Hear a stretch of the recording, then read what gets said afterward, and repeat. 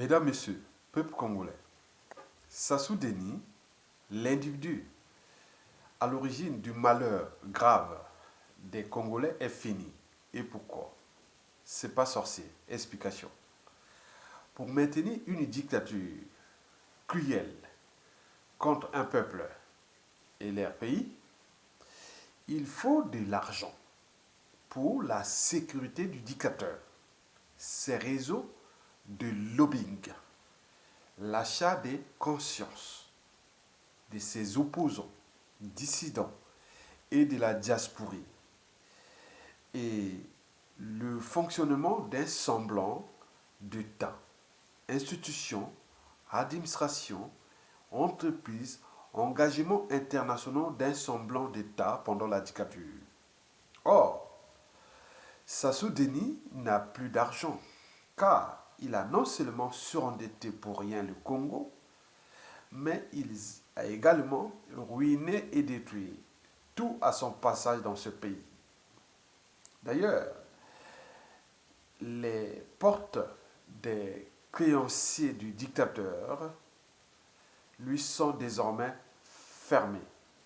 Alors, sans argent, comment va-t-il faire pour maintenir sa dictature cruelle contre le peuple congolais? Au final, toute dictature a durée de vie limitée. L'individu à l'origine du malheur grave des Congolais est fini. Mesdames, Messieurs, peuple congolais, je vais vous laisser avec une série de questions que vous, individuellement et collectivement, tant au niveau civil, politique et militaire, et religieux d'ailleurs, ceux qui ont au moins un cerveau, une âme et une conscience, ils pourront certainement trouver ou contribuer ou nourrir le débat à partir de ces 8 questions que je vais ici vous les poser. Et à la fin, je vous donnerai un peu quelques notions les plus insignifiantes de l'État, avant, pendant et la chute de Sassou Nguesso. Et n'oublions pas l'après.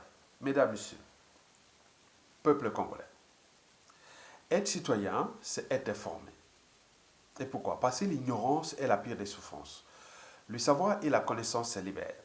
Être citoyen, c'est d'agir en permanence. Et pourquoi? Parce qu'aucune cause n'est perdue d'avancer, surtout quand elle est digne, juste, noble, légitime et voire civilisationnelle. Donc, seule la lutte libère. Parce que sans lutte, il n'y a pas de liberté ni de la dignité d'un peuple. Sans lutte, il n'y a pas de justice rendue à un peuple. Sans lutte, il n'y a pas de respect du but même de la condition humaine ou sociale d'un peuple. Sans lutte, il n'y a pas de paix, encore moins de progrès d'un peuple. Donc, seule la lutte libère. Qui ne risque rien n'a rien. Ça ne sert à rien de glander, de pleurer envers l'injustice, l'oppression et la barbarie si vous n'êtes pas capable de vous révolter. Mesdames, Messieurs, peuple congolais, voici les 8 séries de questions que je vais ici vous les poser au regard du comportement liberticide, antidémocratique, antisocial, criminogène, immoral, dissolu et confiscatoire de l'État congolais par le régime de Denis Sassou Nguesso. Première question. Quelqu'un qui n'a pas pu gérer l'abondance, pourra-t-il gérer la pénurie? Je parle ici à Sassou Nguesso. Deuxième question. Quelqu'un qui, en 35 ans de sa dictature, n'a pas pu diversifier l'économie, pourra-t-il le faire pendant qu'il ne pense plus qu'à sauver sa peau ou trouver un autre pion susceptible de le protéger de ces crimes politiques, économiques, financiers, sociaux, culturels, écologiques et humanitaires? Mesdames, Messieurs, peuple congolais, troisième question. Quelqu'un qui, en 35 ans de sa dictature, n'a jamais respecté les fondamentaux des règles économiques, financières et du business d'un État, pourra-t-il le faire pendant qu'il ne pense plus qu'à sauver sa peau ou trouver un autre pion susceptible de le protéger de ses crimes politiques, économiques, financiers, sociaux, culturels, écologiques et humanitaires. Quatrième question. Quelqu'un qui n'a jamais respecté les fondamentaux de l'État, administration, loi, règlement, constitution et institutions, etc., pourra-t-il le faire pendant qu'il ne pense plus qu'à sauver sa peau ou trouver un autre pion susceptible de le protéger de ses crimes politiques, économiques, financiers, sociaux, culturels, écologiques et humanitaires? Mesdames et messieurs, peuple congolais. Cinquième question. Quelqu'un qui, en 58 ans, n'a jamais respecté la liberté, la dignité d'autrui, l'intégrité physique et l'autonomie de la personne humaine, et tout en cherchant à faire ressortir et à analyser les contenus sociaux, moral, culturel et philosophique du caractère sacré de la vie humaine. Pourra-t-il le faire pendant qu'il ne pense plus qu'à sauver sa peau, trouver un autre pion susceptible de le protéger de ses crimes politiques, économiques, financiers, sociaux, culturels, écologiques et humanitaires? Mesdames et messieurs, sixième question. Quelqu'un qui, en 50 ans déjà, n'a cessé d'en abuser, de trahir et d'éliminer ses connaissances, amis, proches, relations, famille, mentors et ses collaborateurs, ses serviteurs et valets locaux et étrangers, pourra-t-il le faire pendant qu'il ne pense plus qu'à sauver sa peau ou trouver un autre pion susceptible de le protéger de ses crimes politiques, économiques, financiers, sociaux, culturels, écologiques et humanitaires? Septième et avant-dernière question. Quelqu'un qui, en 58 ans de vie politique déjà dramatique pour ce pays, et qui n'a cessé d'être fiché comme faisant partie de la pièce maîtresse des ennemis de l'intérieur. Tous ces gens-là qui ont été entraînés, conditionnés et dressés contre vous, peuple congolais, contre votre pays, ce Sassou Nguesso-là, les Néron tropical, ces individus-là qu'on rencontre qu'une fois tous les 2000 ans, qui sont dressés et qui sont toujours au service de l'injustice, de l'oppression et de la barbarie. Ce même individu, Sassou Nguesso, qui n'a jamais aimé ni ce peuple, ni ce pays, et même jusqu'à sa mort, puisqu'il a signé un pacte contre ce peuple, contre ce pays, ce même individu pourra-t-il se transformer au moment qu'il ne pense désormais qu'à sauver sa peau ou trouver un autre pion susceptible de le protéger de ses crimes politiques et économiques, financiers, sociaux, culturels, écologiques et humanitaires? Enfin, la huitième et dernière question. Quelqu'un qui, en 58 ans, ses coups bas et coups tordus contre tout le monde dans ce pays, qui a toujours comploté contre l'État congolais, quelqu'un qui a planifié, commandité et exécuté plusieurs assassinats d'intellectuels, de cadres civils, politiques, militaires et religieux, quelqu'un qui a planifié, commandité et exécuté plusieurs assassinats dont son capital d'essai avoisine déjà le million de morts, et quelqu'un qui est au cœur de plusieurs crimes de sang de masse et de génocide. Ce Sassou Nguesso-là, le Néron tropical, cet individu qu'on ne rencontre qu'une fois tous les 2000 ans dans un pays, qui est toujours au service de l'injustice, de l'oppression et de la barbarie, qui n'a jamais aimé ce pays. Ce même individu pourra-t-il se transformer et réparer ses crimes et autres au moment qu'il ne pense plus qu'à sauver sa peau ou trouver un autre pion susceptible de le protéger de ses crimes politiques, économiques, financiers, sociaux, culturels, écologiques et humanitaires. Mesdames, Messieurs, peuple congolais, ceci dit, avant, pendant et après la chute de Sassou Nguesso, il faut avoir désormais à l'esprit, un, que l'État est impersonnel. L'État congolais est impersonnel. Cela veut dire que nul n'est au-dessus de l'État congolais et donc du peuple congolais, le dépositaire de l'État congolais. Deux, individuellement et collectivement, avant, pendant et après la chute de Sassou Nguesso, commencez par placer la raison au-dessus de vos émotions, vos sentiments et de l'appartenance. La raison même des temps. Vous savez que quand on parle de la raison des temps, quand un État est en danger, avec ce qu'on appelle la sûreté de l'État, des services de l'État, partout historiquement depuis la nuit des temps, il y a eu des individus qui ont été éliminés par un pays parce qu'ils devenaient dangereux pour la survie de tout le monde. L'État, c'est comme une maison. On vous demande toujours de payer la facture de votre loyer, puisque si vous ne le payez pas, vous êtes expulsé. Et donc, vous devenez un SDF et tout compagnie, même aller vivre dans les villes. Donc, vaut mieux avoir un petit ce soir qu'un grand c'est les autres. Et donc, sur les notions même du loyer, nous, la situation est comparable, puisque aujourd'hui, nous avons par émotion, par appartenance, par sentiment, laissé quelqu'un vous dire, oui, mais on fait, bon, c'est pas grave, on fait comme ça, et on a été expulsés. Beaucoup sont à l'étranger, exilés. D'autres sont tirés comme des rats dans leur pays, certains sont emprisonnés. Et n'oublions pas ceux qui continuent à les servir, c'est-à-dire au service de l'oppression et de la barbarie, et beaucoup plus encore. Donc, vous voyez que nous sommes dans cette situation de l'État.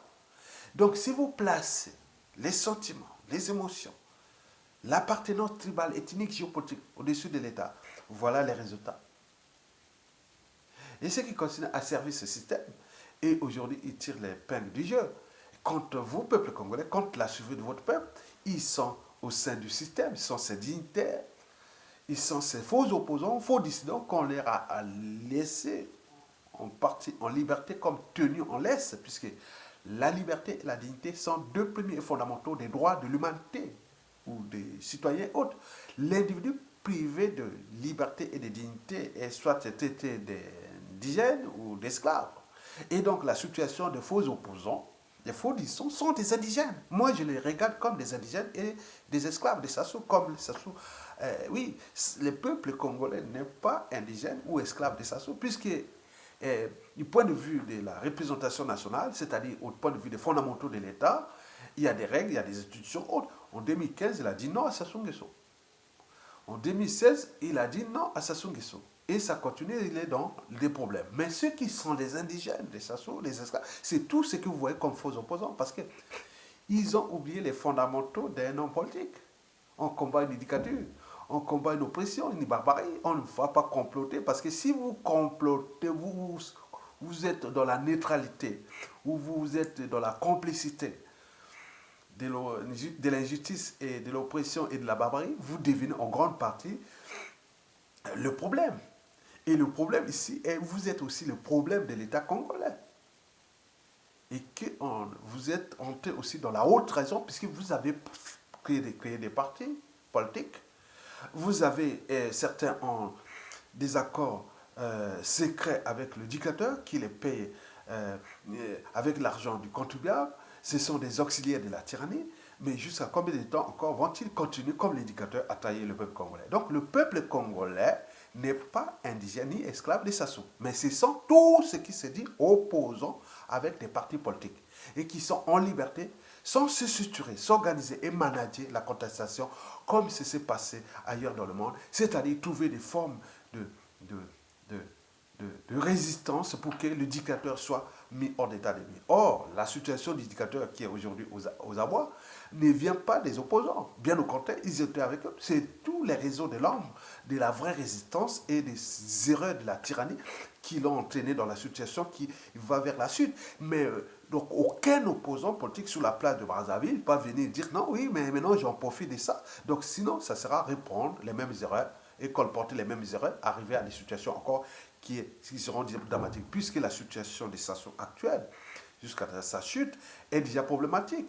Mais si nous ne comprenons pas les notions les plus insignifiantes de l'État, c'est-à-dire nul n'est au-dessus de l'État, nul n'est au-dessus du peuple congolais, et donc à ce moment-là, vous commencez déjà à placer euh, euh, la raison d'État, hein, à placer l'intérêt général, à placer la survie de tous au-dessus de vos émotions, vos sentiments et de vos appartenances.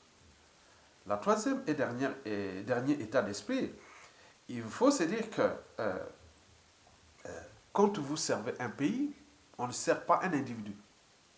Parce que j'ai par exemple pu voir que certains individus, même à ce niveau d'expérience ou même de vie dans des sociétés dites civilisées, ils continuent à penser l'État comme une propriété personnelle, alors que l'État était personnel. Par exemple, les gens ont commencé à valoriser ce qui s'est passé à Yulu, ou Massabadeba, ou Maringwabi, ou Yumbi Opangu, Liksuba, ou tout ce qui était des poids positifs. Non, ils étaient là dans leur mission de remplir un État.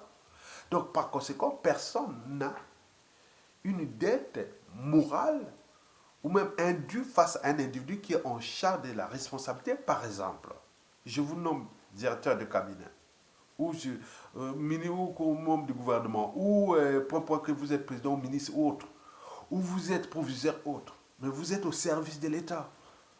Ce n'est pas indu. Vous venez faire votre boulot, si ça marche ou ça ne marche pas, bon ben, on vous fait, si ça marche, on vous fait la promotion. Si ça ne marche pas, ben, on vous dit, monsieur, au revoir. Mais sur quel droit et devoir cet individu devient comme une dette morale? C'est comme Sassou Nguesso. Tout ce que Sassou a fait contre ce pays, on ne voit pas ça. Mais les gens voient, voilà, Sassou a fait monter telle personne ministre, telle personne directeur. Non, non, c'est pas possible. Un enseignant ne va pas mettre dans sa tête que ses élèves ont les dettes morales vers lui. Les élèves n'ont pas de dettes morales vers leurs enseignants.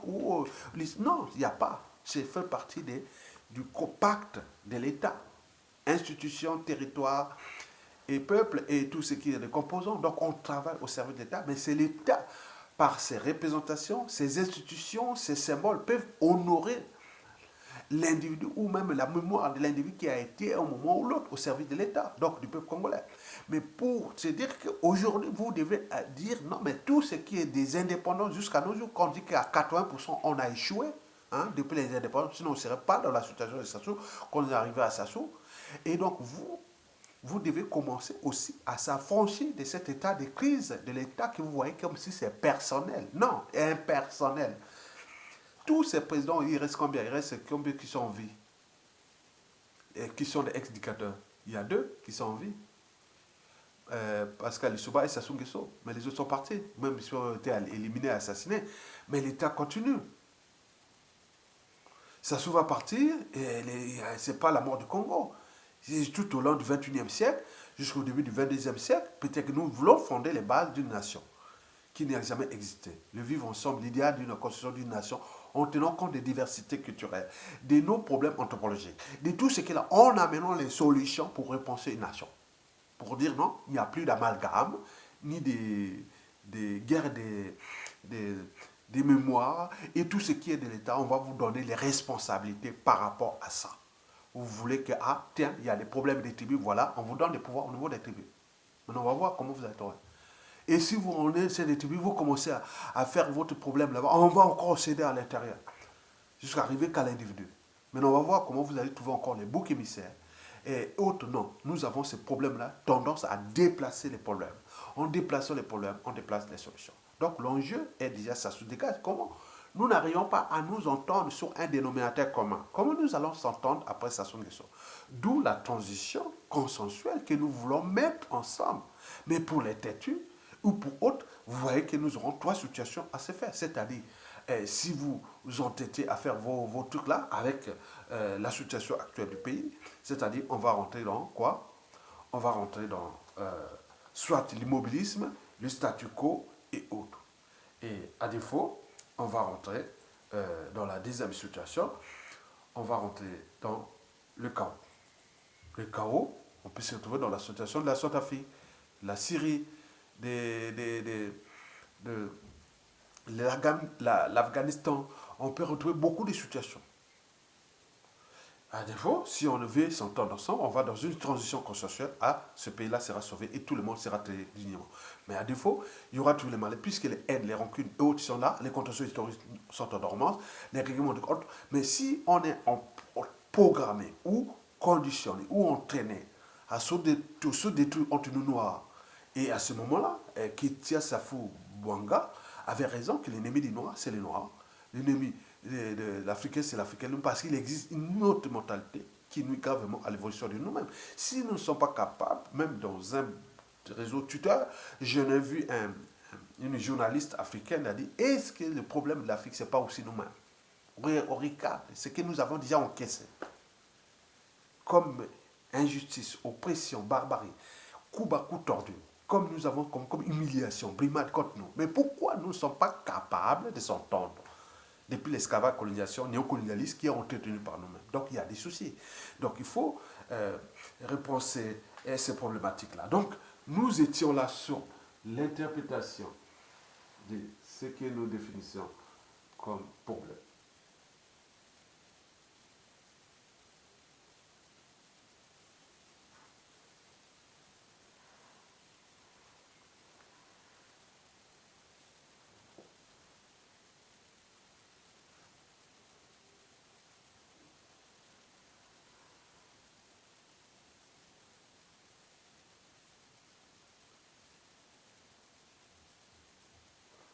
Mesdames, Messieurs, peuple congolais, je vous remercie et à bientôt.